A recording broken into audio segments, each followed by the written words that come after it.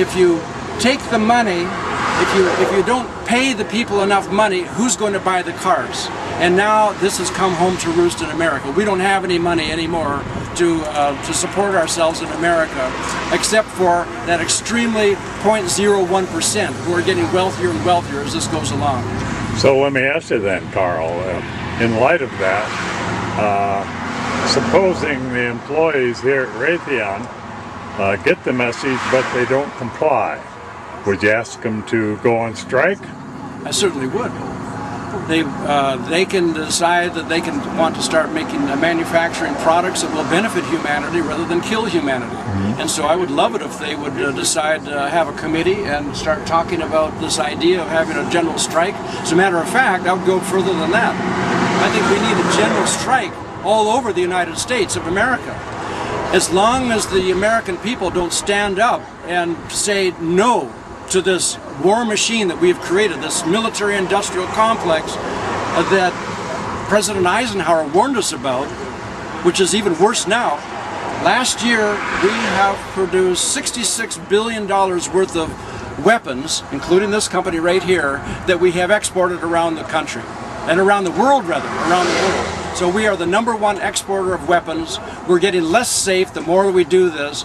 We have to change our way, or we're going to go the way of Rome and the British Empire. Well, if you're calling for a general strike across the country, that sounds an awful lot like a revolution. We have to have a nonviolent revolution. I am not into a violent revolution. I'm into nonviolence and people standing up and saying no to what their country is doing in the name of their own taxes. Because it's their taxpayers that's killing the people of Libya and Syria and Yemen and Pakistan and Afghanistan and in the Philippines and in Somalia, all over the world. Our drones are killing people in countries that we have not declared war. Well, thank you very much for talking with me, Carl. You're welcome, Dave. Thank you. Okay, we're on now. Hi there. What's your name and where are you from? My name is Tim, and I'm from here in Indianapolis. I see. What are you doing standing underneath this? What is that up there anyway? That is a 1/5 scale model of a Reaper drone.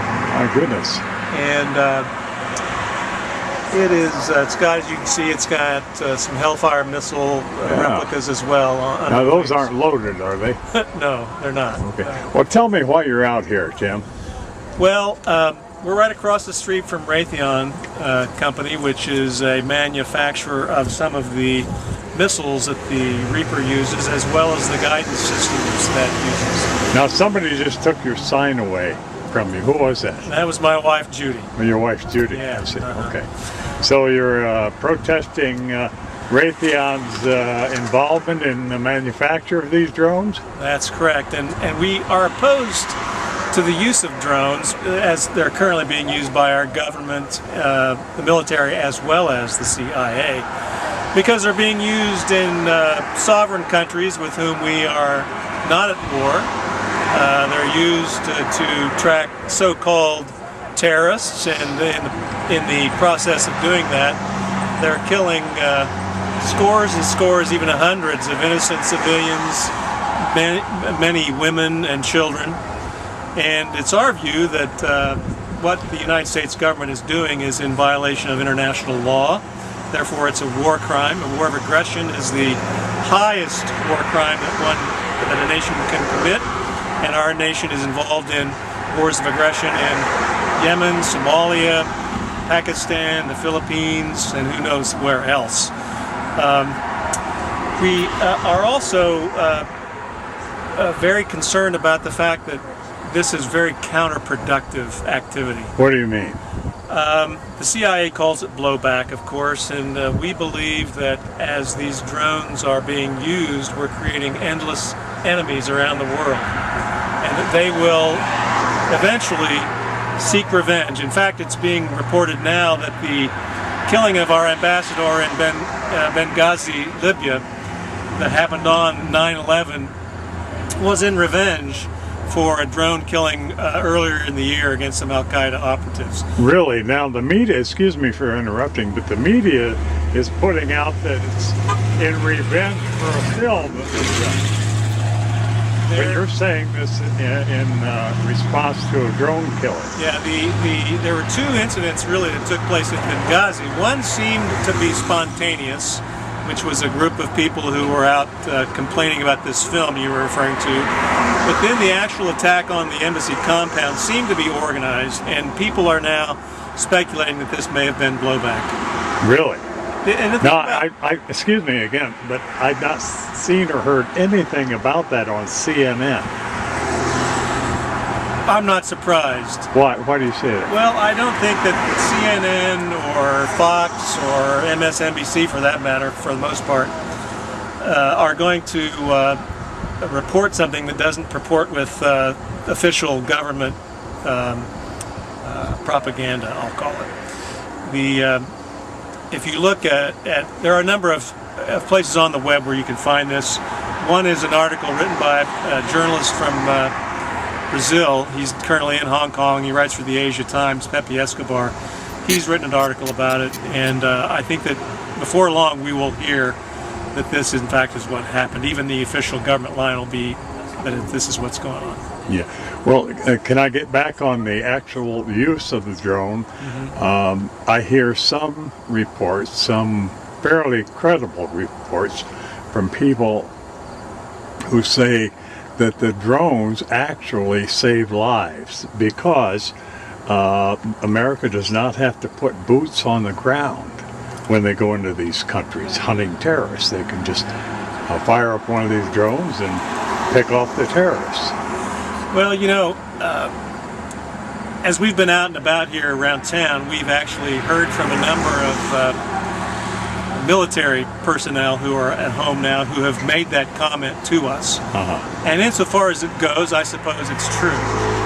However, the lives that it saves are primarily white-skinned lives.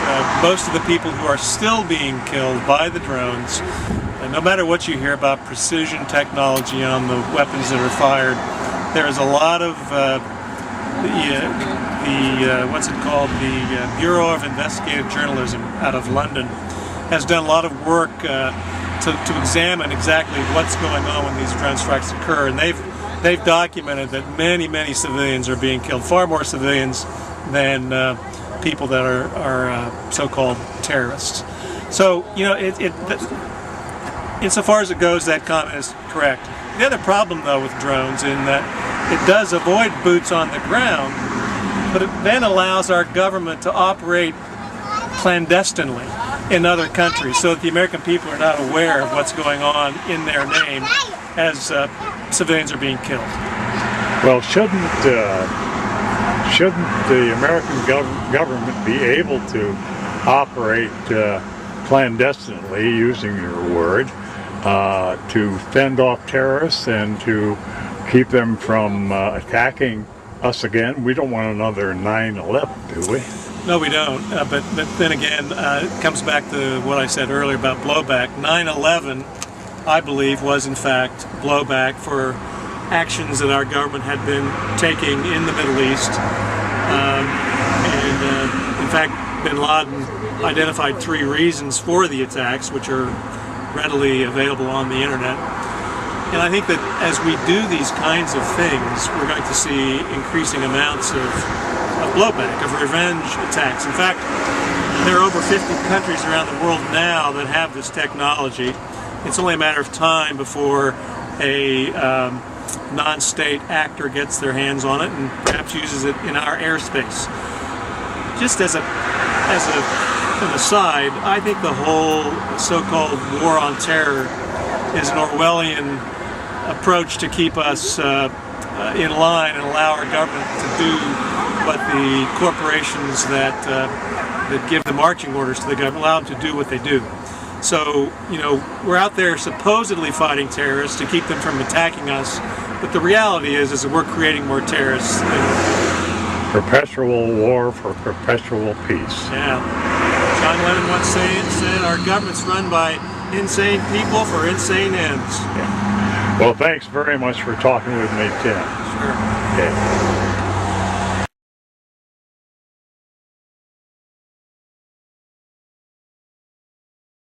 stand up on something? No, no, no. Because I can get over no. here. Well, it might be best if you're not afraid of getting hit by a car. No, I wouldn't imagine any would be coming up here. Okay. Hi there. What's your name and where are you from? Oh, my name's Joanne Lingle. I'm from Indianapolis. Hi there. What's your name and where are you from? My name is Joanne. I'm from Indianapolis, Indiana. What are you doing out here on the highway, Joanne? Well, actually, it's not a highway. It's a city street. Oh, it but is. I'm here. Well, these cars are zooming back and forth like it's a highway. Well, it's a busy street. Yeah, so what's the sign and this thing here? What's this all about? And why are you standing in front of the, what is that, Raytheon plant? Raytheon, Yeah. yes. Well, this is a replica of a Reaper drone. Uh-huh. And it is, Yeah? it has Hellfire missiles on it. Ooh. And we're standing here in front of Raytheon because Raytheon equips these drones with various missiles. This plant right here. This plant right here. Really? And it's a good place of employment for a lot of people in Indianapolis, and we understand people are looking for good jobs, and so we have no argument with people who work here, but we do with what they manufacture, and they've come out with a new kind of drone, and it's very, very small, but what I was reading said it packs a punch. And that's a description of what these missiles do when they go to other countries. 5 other countries that are sovereign nations that we're not at war with. And we send these drones over, and we're killing a lot of civilians. Yeah, but what I'm hearing, Joanne, correct me if I'm wrong, is that using these drones, America doesn't have to send Marines or soldiers, put boots on the ground when we go to war. That's right. So wouldn't that be more cost efficient? I think in the long run there's a short view and a long view. That is the short view. The long view is that we're killing a lot of civilians, and it's making people very angry. And there's such Making a thing, what people angry? Making families of the drone victims angry, and people who live in those countries. There's Pakistan, Libya, Yemen, Somalia, the Philippines, and right now with the riots that are going on in Yemen and even Cairo and other places, they are expressing their anger towards the United States.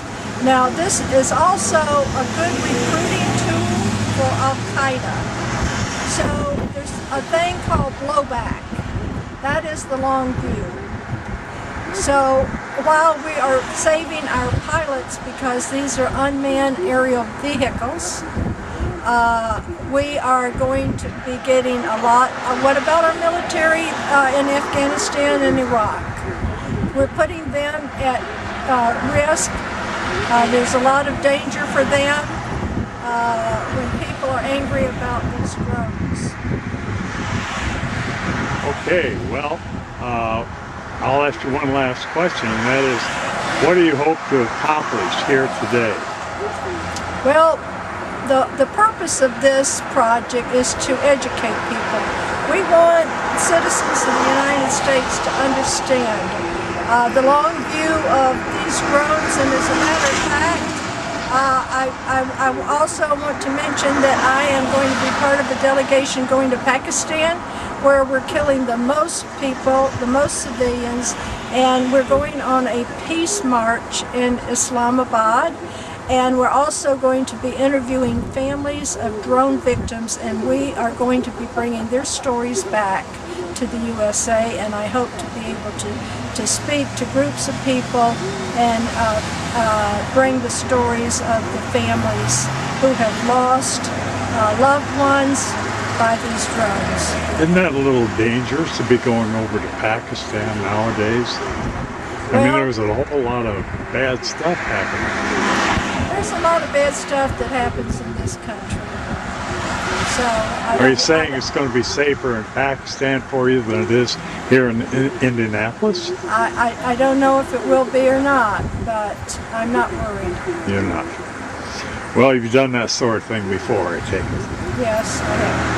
Yeah, I'm going to Kurdistan after Pakistan with Christian peacemaker teams. We have a team there in northern Iraq. So how long have you been with the Christian Peacemakers teams? Well, I've been working primarily in Hebron in the West Bank since 1997. 15 years. Wow. Well, you're no spring chicken either. Well, I'm not so sure about that.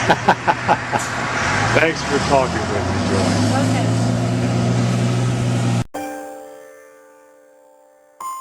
Okay.